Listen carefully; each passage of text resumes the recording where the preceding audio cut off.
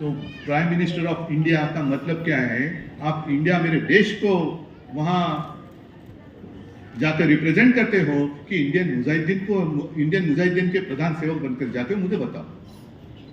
ये आए हैं अपने प्राइम मिनिस्टर ऑफ इंडिया जो रिप्रेजेंट कर रहे हैं इंडियन मुजाहिदीन आतंकवादियों को। ऐसे होता है? इतनी आपकी सोच गिरी गई।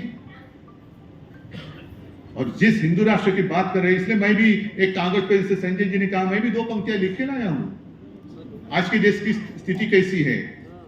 खुलेआम महिलाओं के साथ अत्याचार हो रहा है। उस वक्त जब द्रौपदी का वस्त्रण हो रहा था तो भगवान श्री कृष्ण आए थे और उन्होंने उनकी लज्जा बचाई थी। लेकिन अब कौन बचाएगा?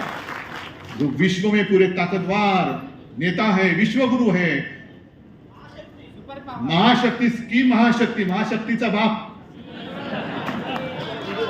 पण त्यांच्या राजवटीमध्ये महिलांची आबरू लुटली जाते, कसं त्यांची धिंड काढली जाते। कौन बचाएगा मेरे इन माता और भगिनी, जो माता और बहनें, उनकी इज्जत कौन बचाएगा? कौन आएगा? श्री कृष्ण। और इसलिए कुछ पंक्तियां जो मला वाटतं कवि उपाध्याय जी थे, उनकी कविता है, मैं खास करके लिख के लाया हूं क्योंकि गलती ना हो जाए। पूरी कविता पढ़ने जैसी है, लेकिन पूरी कविता ही नहीं पढ़ू ना, 4 ही लाइन है।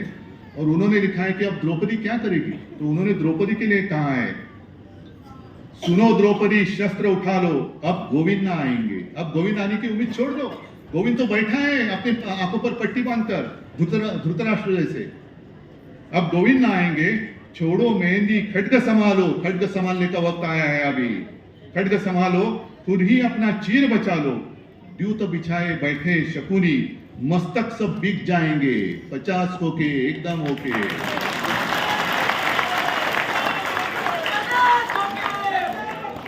मस्तक सब बिक जाएंगे, सुनो द्रौपदी शस्त्र उठा लो, अब गोविंद ना आएंगे। क्या यही हमारा हिंदू राष्ट्र और यही हमारे हिंदू राष्ट्र की कल्पना है? राम मंदिर बनेगा खास कर उत्तर भारतीयों के लिए या हिंदुओं के लिए बनेगा, लेकिन किसने बनाया? वो मोदी जी ने नहीं बनाया, कोर्ट के फैसले ने बनाया है। वो जब बाबरी गिराई गई थी तो ये सारे बीजेपी के लोग, सारे, मैंने मेरे भाषण में कहा है कि ये सारे जितने सारे चूहे हैं ना, त्या चुह्यांच्या बिळामध्ये घुसले होते भाजपवाले। सब चूहे बाहर आए थे। तो एक पत्रकार ने चूहे को पूछा, अरे क्यों भाई, आप आपके घर में नहीं, क्यों नहीं? अरे क्या करो, वो बीजेपी वाले घुसे में बाबरी गिर गई ना, बाबरी गिराई गई, तो ये सब लोग भाग गए। तेव्हा उंदराच्या बिळात लपणारे तुम्ही, जेव्हा मैं गया था वहां अयोध्या में, सारे लोग थे, राजन भी थे, संजय भी थे, और आपने से भी कई सारे लोग होंगे। मैं गया था, मुख्यमंत्री होने से पहले गया था, और उस वक्त मैंने मांग की थी कि एक कानून बनाओ और राम मंदिर बनाओ। एक कानून बनाओ, स्पेशल कानून बनाओ। जैसे अभी कानून उन्होंने बनाया है, दिल्ली की जितने सारे अधिकार है दिल्ली सरकार के, वो उन्होंने छीन लिए हैं। तो ऐसे कानून बनाओ और राम मंदिर बनाओ। राम मंदिर के लिए कानून नहीं बनाया, जनतंत्र को खत्म करने के लिए कानून बनाया, जो अभी पारित होने जा रहा है आपकी लोकसभा और राज्यसभा में मंजूर होने के लिए। तो कहां गई आपकी हिम्मत? क्यों नहीं कर रहे हिम्मत? मणिपुर भी मैंने कहा ना कि वहां शांति करनी है तो भेजो ना ईडी, इनकम टैक्स, सीबीआई को भेज दो, वापस आते ही के लिए तो रनिंग मध्ये कसं जातं। और शायद एक बात हो सकती है, अमित शाह जी एक बार जाके आए, दोबारा भेजो, जितने सारे वहां के जो लोग हैं दंगा फसाद करने वाले, सारे बीजेपी में ले लो, मणिपुर शांत हो जाएगा। तो ये तो नीति चल रही है। जो मैंने बात की कि 2-3 दिन में 1 तारीख को शायद प्रधानमंत्री जी आ रहे हैं, मंच पे कौन होगा, फोटो देखो, एक अनोखी तस्वीर होगी। अगल बगल में कौन है, मैं भ्रष्टाचार को खत्म करूंगा। करो ना, करो। लेकिन जिनके ऊपर आपने आरोप लगाए 70,000 करोड़ के भ्रष्टाचार के, उन्हीं को लेकर आपने महाराष्ट्र की सरकार जो शिवसेना तोड़कर आपने बनाई थी, मजबूत थी, तो भी और मजबूत करने के लिए उनको तोड़ा। क्यों? और कोई मिला नहीं आपको? और कोई मिला नाही? म्हणजे असं काय आहे का की चिखल उगवायला दुसरीकडे असला तो मळ आणि भाजपाला आला की कमळ? का कमळ फुलवायला तुम्हाला मळ लागतोय? सगळे भ्रष्टाचारी दिखा, तू भ्रष्टाचार कर रहा है, आजा आजा मेरे गाड़ी में बैठ जा। भ्रष्टाचार की गाड़ी चल रही है, तेज बुलेट ट्रेन चल रही है, भ्रष्टाचार की गाड़ी। अरे भारतीय जनता पार्टी, आप नाम लेने के लिए शर्म आनी चाहिए। ये तो भ्रष्ट जनता की पार्टी हो गई है, भ्रष्ट जनता पार्टी। क्या आपका शासन है कहां? और अभी कैसे होता है कि जब भी चुनाव आते हैं तो इनको सारे पुराने साथी याद आते हैं। जिस वक्त अपनी मीटिंग चल रही थी इंडिया की, तब उनको याद आ गया, अरे अपना भी ऐसा कुछ था ना।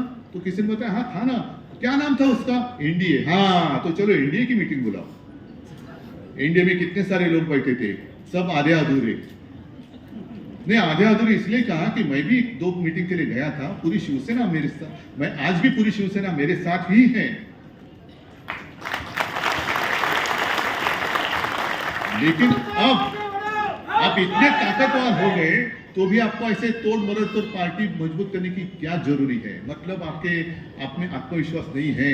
आपको पता चला है कि 2024 के बाद आपकी सत्ता टिकने वाली नहीं है। मेरे जनता की जितने सारे देश प्रेमी लोग हैं वो इकट्ठा आकर आपको सत्ता से दूर करेंगे। क्या हमारा गुनाह क्या है? इंडिया का आपने संबंध आतंकवादियों से जोड़ा, तो क्या मैं आतंकवादी हूं? इतने सारे मेरे भाषण सुनने के लिए सारे आतंकवादी हैं जो आपके साथ थे। ममता दीदी थी, नीतीश कुमार थे, सारे लोग क्या आतंकवादी है? आपने ऐसा कौन सा ठेका लिया है कि सिर्फ आप ही देश प्रेमी हैं और हम देशद्रोही?